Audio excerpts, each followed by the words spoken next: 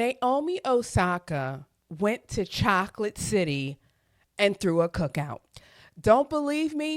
I got the receipts. Go ahead and follow this page because I am about to break something down. Y'all remember the black dinner party for the players before the French Open earlier this year? If you don't remember, go back and watch this video because it set the tone for everything I'm about to talk about today.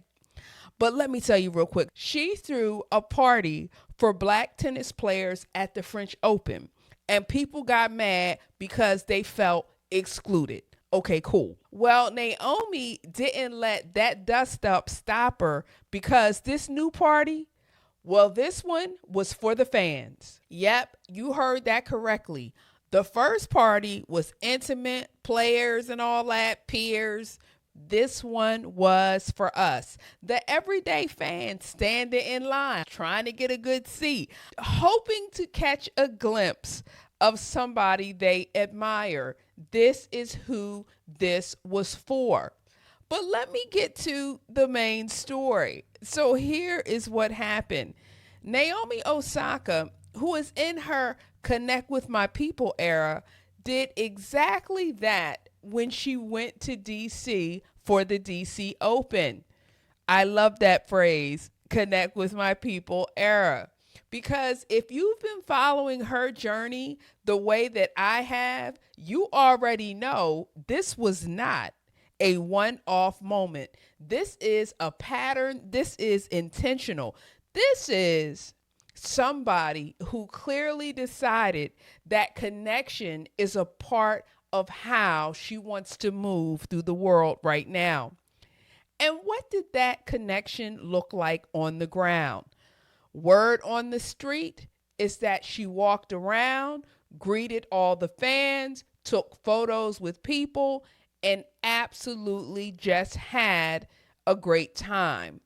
Check the clip.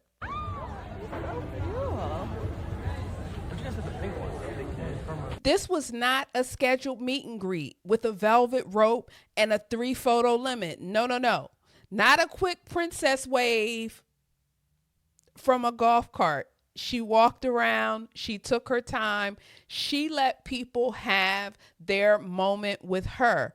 That's a choice. Come on now. And this is also something, incidentally, that publicists usually hate, right? It's the unscripted stuff that nightmares are made of, but she did it anyway. And the fans felt it. The people who were there said her energy was absolutely amazing. If you go on social media, you will look at different sisters who got to meet her, take photos with her, and they were absolutely overjoyed.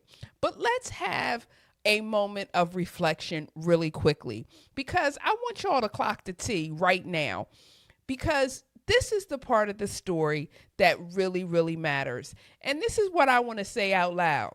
I don't know who her therapist is, but thank you. I say that half joking, but also I'm not actually joking at all, because what we're watching in real time is somebody who did all of the internal work first. And now it's showing up externally. I said it before, but I'll say it again. This is what healing looks like. Healing embraces others after you have nurtured yourself. A lot of us get that order of healing and helping backwards. We try to pour into everybody else first, hoping that'll somehow heal us. It doesn't work that way. Naomi went inward first. We've watched her do that publicly and sometimes even painfully over the last few years. And now what we're seeing at these tournaments is an overflow of that. That is healing showing up as generosity. Check out this clip where she's talking about connecting with other Black women. Like for me, obviously, there isn't much diversity on the tour. And when I came here yesterday was my first time. Yeah. I just saw so many beautiful Black women. Yeah. And they were all coming up to me and embracing me, and I just felt like so welcomed and loved. And I don't know, it was an environment that obviously you kind of see online sometimes, but to see for the first time in real life, to feel appreciated and to feel that warmth that you would only really feel from family, but you feel, like on the tennis site. That right there, that's the whole thesis of this story. This isn't performative. This is somebody who's actually thinking about representation, about community, about what it means to show up for people who look like her in spaces that historically haven't made room for them. This is why we ride for Naomi Osaka. Like, let's put it out there. This is what it is. I want to give a shout out to all of the Naomi Osaka fan communities and creators who create content celebrating her to motivate us and to empower us. She is feeling our content creation, and I love that so much. But all right, now that we've had a moment to be emotional and talk about the party, let's shift gears really quickly, because there's actually tennis being played here too, and the stakes are not small. So let's get into what's at stake at the DC Open. There's a singles prize for women of $252,000, so a little bit more than $250,000. Let that number marinate. That's life-changing money for a lot of these players, and it's exactly why this tournament matters beyond just the cookout vibes. On the doubles side, we have some familiar names. We hear that Venus Williams and Sloane Stephens are both playing in the doubles competition for the DC Open. Now pay attention here, because this is the detail people keep getting twisted.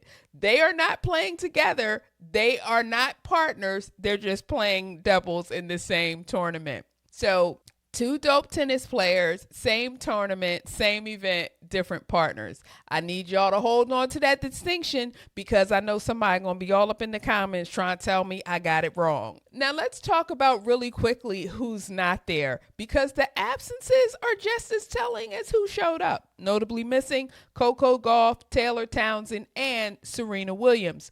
Three massive names sitting this one out. And look, I know Serena just poked her head back into the whole WTA. She's making her little appearances here and there. But still, as far as I'm concerned, she missing from this particular tournament. So that's the DC Open, you guys. It's a $252,000 payday on the line. Dope players in the doubles draw playing against each other. Some very notable no-shows. And right smack in the middle of it, Naomi Osaka out here throwing a cookout for the fans and reminding us what a healed, connected community actually looks like. All right, y'all, that was certainly one to grow on. If this story moved you the way it moved me, make sure you're subscribed, turn on your notifications, and come over and join our family on Patreon. My Patreon page is Yasmin Shiraz. That's where we go even deeper on stories like this one. Peace. See you next time.